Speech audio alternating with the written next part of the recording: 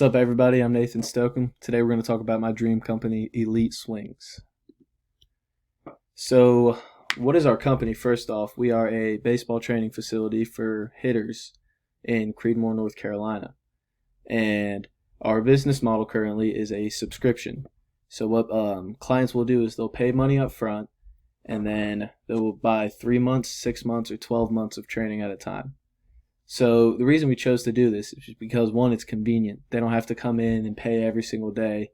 They can pay up front, and then they know they're covered for the next few months.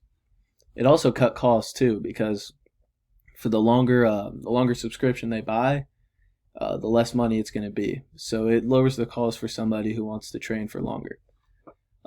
This is also a mutual contract. So one thing subscription companies could be doing a better job with is selling the fact that, yes, you are signing us money for our service, but in this contract, we tell you what we're going to bring to the table. So this will build trust. It's mutual. You're not just signing to us, we are signing to you as well.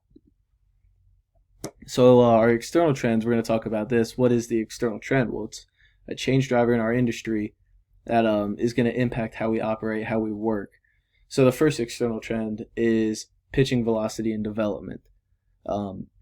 There are so many online and in-person facilities that are developing pitchers to be better. They throw harder. Their curveballs are nastier. They're stronger. Everything. Pitching is going up and up and up, and the hitters are staying the same. So this is a big trend. Like, this is something that we need to combat. It's a competitor. In these facilities and whatnot is getting seen through social media. So companies are sharing their beliefs, their philosophies through social media, drawing kids in, saying, hey, we do it this way and you want to train for us. So this is bold because this is something we are definitely going to take advantage of. Another trend is information surplus. So while this sounds weird, as hitters, there is so much information out there, and it ties into social media. Because you flip on Twitter and you're going to get 5 different hitting coaches telling you 5 different things that have never seen you play. So hitters don't know who to trust. They don't know what is right, what is wrong, and kids just get caught in a loophole, and it doesn't work out. Their careers end because they were trying to find the right thing for them. So we want to combat that with, say, hey, come to us, and we'll show you data-driven results, so where you're getting better, or you're getting worse. Another trend is technology. All these pitching accounts and whatnot, they're all using different technologies like Rapsodo,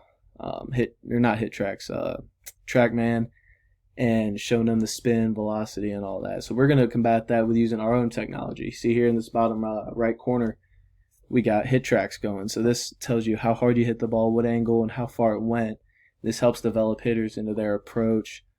Helps them hit the ball harder, and helps them kind of understand what kind of hitter they are. So the new school versus old school ties into information surplus. You got people teaching so many different things. You have the 80-year-old coach telling you to swing down, and then some 23-year-old on TikTok saying swing up, and people don't know who to trust. So we're going to tell them, hey, train with us, and we'll develop a plan that's right for you, not just what worked for somebody 80 years ago or last year.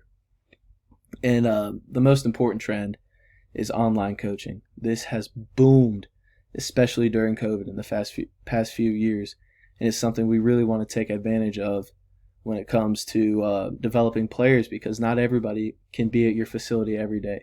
It might not be in their budget, might be too far out of the way, they might have too much going on. So the ability to train somebody online is something that has really helped our industry so far, but on the pitching side more than the hitting side. So our problem statement, what problems are we trying to solve? So the first one is baseball players across America are confused. Like I said, this information surplus has kids' heads in a whirlwind. They have no idea what is right, what is wrong, what works for them, what doesn't. And it's a battle of new school versus old school teaching and hitting. This swing doctor here on this slide teaches some stuff that people think is crazy. It's outlandish, but some of the best players in the world do his teaching, do his stuff. And some of the best players in the world also hate on them because they're like, that's not what I do. It's not right. It looks stupid. So this battle, this debate, not only is it hurting baseball, but it's unnecessary because every player is different.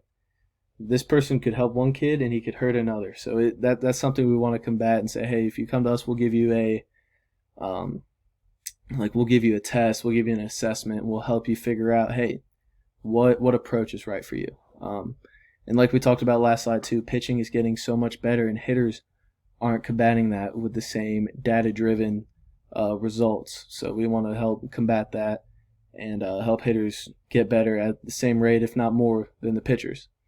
And then the trust in coaching, same thing. Last slide. I mean, people don't trust their coach because they flip on Twitter and they see something else. So we want to build trust with our data, with our relationships with our players, so that when we tell them something, it's like we can help them know that it makes sense and it works for them, and we can show them on the screen that, hey, you're doing this. We can help by doing this.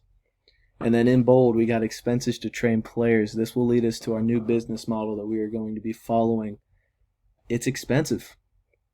Not only is it expensive for them, but it's expensive for us. In order to provide the best coaching we can provide, we need the best machines. We need the best technology that we can use to help them become better players. So solution options, in-house trading, we got one-on-one instruction, building that trust. Okay, we're using this nice new technology and implements. But now we're adding in online training. We didn't do this originally, but now we want to add this in because it makes it so much more accessible for kids to join us and train with us. And it gives us an opportunity to help the game more. And it's easier on the prices. It's easier on the kid's wallet. Like, hey, I can only come in once a week. I can't pay for the gas to get here. I don't have the time.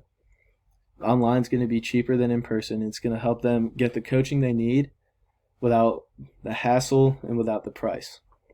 Now, our new model, Trash to Cash, off the rip, it cuts expenses. We're going to be using used equipment, not in the technology section, but in the actual equipment section. Our kids don't need to be hitting off brand new turf when they have the exact same turf from a high school or from a college nearby that we can use off them. There's so much stuff, so much equipment sitting in closets, sitting, in sheds that could be used with a little TLC. We can help make that happen.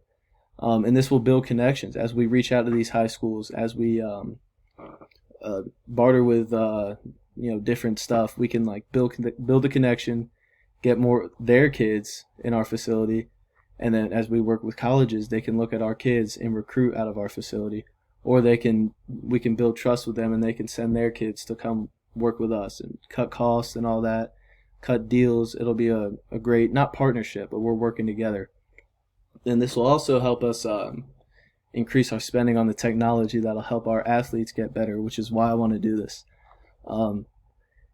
There's so many other fields you can go into that will generate more revenue, put more money in my pocket. But I was affected a lot by player development. It got me to Western Carolina. It got me around the right people, around the friends that I'll be talking to the rest of my life. And I want to provide that opportunity for somebody else. That's why I want to get into this. I want to develop players. I want to help coach. And in order to do that, we need to be able to afford the best technology we can get. So the changes to our triangle, we got a new triangle. It's almost unrecognizable. There's more in it. So we added the trash to cash method. So like I said, expenses are cut, but value is created. It's a win-win. Our age range got shorter because of the new amount of people we'll be working with. But I decided that 13-year-olds might have just been too young to work with. You got to let them play the game, let them have fun. We don't want to burn them out too early. At age 14, that's when things start getting serious. That's when kids start getting to high school. They want to make varsity. They want to go to college camps. So we cut that age range shorter a little bit so that we can get more serious players and have more time to focus on older players that are looking for a shot to play in college. Our location range, we're still focused in the Piedmont area, but now we can branch out into the mountains, into the coast. We can branch up to Virginia, down to South Carolina, west to Tennessee. We can work with so many different kids now because we can work online. So we got new resources too. It's nice. It's funny. I've been doing this trash to cash method without even knowing. getting turf, getting bats, but now we can get netting from batting cages. We can get old pitching machines that we can fix up and really use so that we aren't spending our money on shiny things we don't need. Like I said, you don't need your brand new turf to be a better hitter, but you might need the new technology to see if you're hitting the ball hard or not, or where you're hitting the ball, how you're spinning it, and all that jazz. So we're getting new resources out of that, and we got new partners. Like I said, the trash to cash method, you build connections. So we're working with local high schools. We're cutting costs for people that can't afford to train with us because their high school is giving us new equipment. We're working with local colleges. We're getting players there. These connections are going to go a long ways with the Durham Bulls. If we got some of their work or some of their material, we send our kids to their games. They're generating revenue. And then dugout mugs, what we talked about in our last video. You send a broken bat to them, they can send you back a mug with your broken bat, which I wish I'd have known sooner. I break so many bats. But creates value for both sides. They make money, and we get our trash out that we don't need, and they give us value to stuff we do want. So what impacts does this have? Our service costs will decrease by at least 5% due to all these expenses dropping. It's night and day when you look at pricing for new versus used baseball equipment. And we're not going to buy trash, but we want to buy used stuff so we can save cost and spend it where it matters.